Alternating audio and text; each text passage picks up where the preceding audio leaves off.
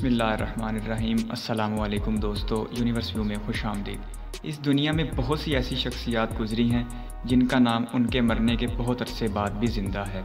ऐसी शख्सियात जिन्होंने अपनी ज़िंदगी में बहुत लोगों को मुतासर किया।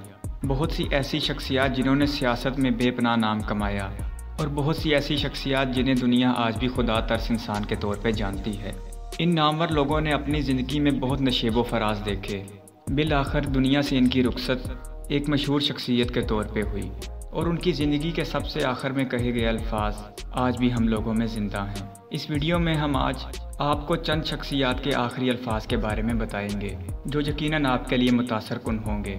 लेकिन वीडियो पर आने से पहले गुजारिश है कि अगर आपने अभी तक दिलचस्प मालूमात से भरपूर हमारा ये चैनल यूनिवर्स व्यू सब्सक्राइब नहीं किया तो अभी इसे सब्सक्राइब कर लें और पास बने बेल आइकन को भी दबा दें।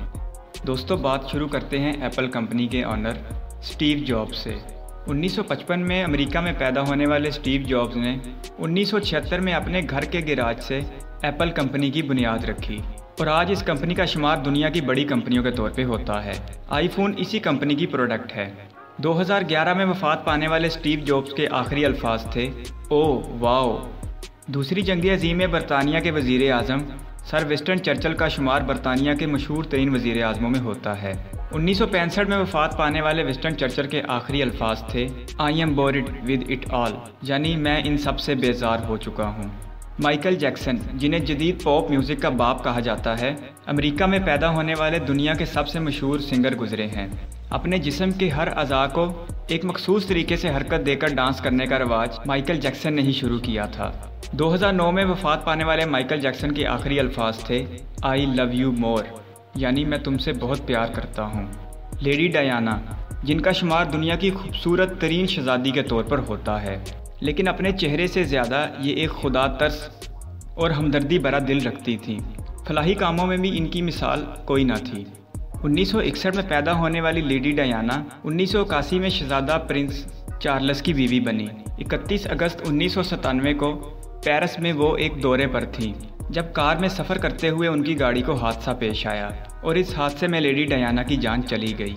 मरते वक्त उनके आखिरी अल्फाज थे, माई गॉड व्हाट हैपेंड, यानी ए खुदा ये क्या हो रहा है। भारतीय फिल्म इंडस्ट्री के मशहूर अदाकार इरफान खान का इंतकाल अप्रैल 2020 में कैंसर की वजह से हुआ था। इरफान खान का शुमार बॉलीवुड के नामवर हीरो के तौर पर होता था, जिन्होंने बॉलीवुड के लिए बहुत सी मशहूर फिल्में की। इरफान खान की अहलिया उनकी मौत के वक्त उनके पास मौजूद थी। अहलिया के मुताबिक इरफान खान के आखिरी अल्फाज थे, देखो अम्मी आई हैं, देखो मेरी अम्मी मेरे बराबर में बैठी हैं जो मुझे लेने आई हैं। पाकिस्तान पीपल्स पार्टी के बानी जुल्फ़िकार अली भुट्टो का शुमार पाकिस्तान के मशहूर तरीन सियासी रहनुमाओं में होता है। जुल्फ़िकार अली भुट्टो पाकिस्तान की वाहिद सियासी शख्सियत थे जो सदर और वज़ीर आज़म दोनों ओहदों पर बराजमान रहे। इसके अलावा वो पाकिस्तान के कामयाब तरीन वज़ीर ख़ारजा के तौर पर भी फ़राइज़ सरअंजाम दे चुके थे।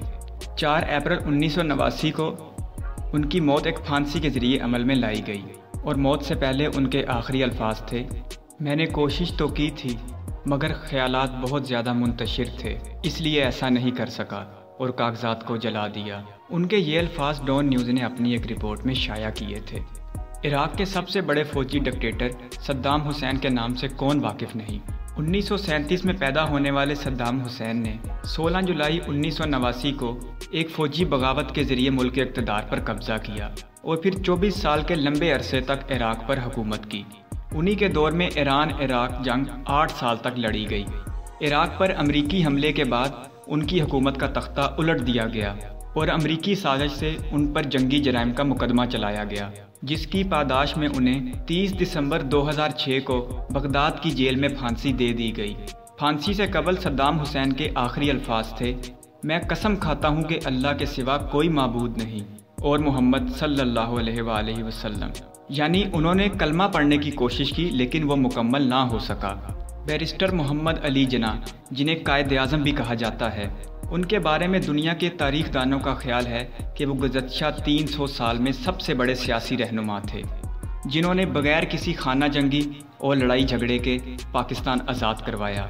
पाकिस्तान को हासिल करने की जद्दोजहद के दौरान उन्हें टीबी का मर्ज़ लाहक हो गया, लेकिन उन्होंने अपनी इस बीमारी को राज रखा ताकि पाकिस्तान की आज़ादी का ख्वाब पूरा किया जा सके। कायद आज़म के ज़ाती मुआलज इलाही बख्श कायद आज़म की ज़िंदगी के आखिरी दिनों में उनके साथ थे।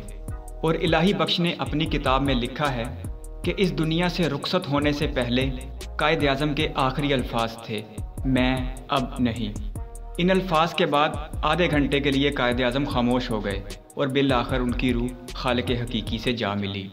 हज़रत अली जो मुसलमानों के खलीफा थे, रिश्ते में हमारे नबी पाक सल्लल्लाहु अलैहि वसल्लम के दामाद और चचाजाद भाई भी थे। और हज़रत अली हज़रत इमाम हसन हुसैन के वालिद भी हैं। आप करमल्लाहु ताला वजहुल करीम की तरबियत ख़ुद नबी पाक सल्लल्लाहु अलैहि वसल्लम ने फरमाई और आपको इल्म के शहर का दरवाज़ा करार दिया गया। आपने अपनी ज़िंदगी में इल्म व हिकमत के बेमिसाल वाक़यात पेश किए।